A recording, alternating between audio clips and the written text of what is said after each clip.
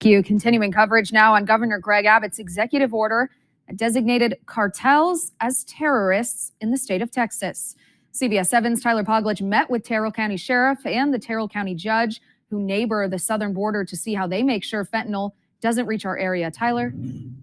Yeah, Mary Kate, this decision comes after the rise in deaths from fentanyl brought across the southern border by cartel members.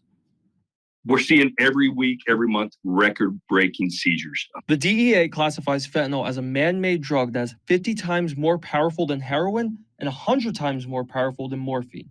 The DEA also reports fentanyl is the leading cause of death in the United States of America for those ages between 18 and 45. Terrell County Sheriff Thaddeus agrees with the executive order Governor Abbott signed yesterday, declaring cartels working in Texas as a terrorist organization.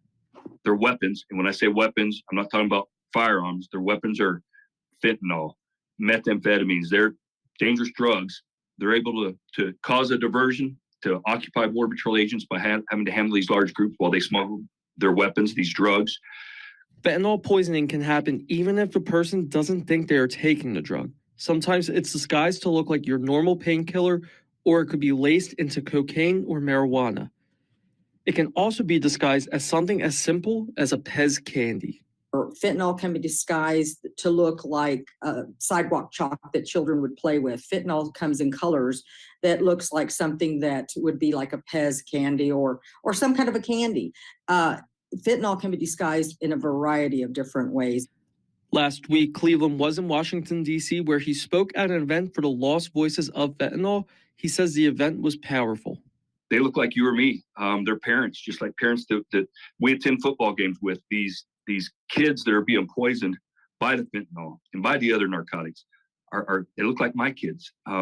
It's not your typical with someone that's abusing drugs. These are just regular people that are using different apps on their phones, Snapchat, to get a Percocet or get a painkiller that they think they're a toothache, and then it's laced with fentanyl and it's killing them. So Cleveland went on to say, I met folks from all over the country, and their lives were very similar to the way we live out here in West Texas.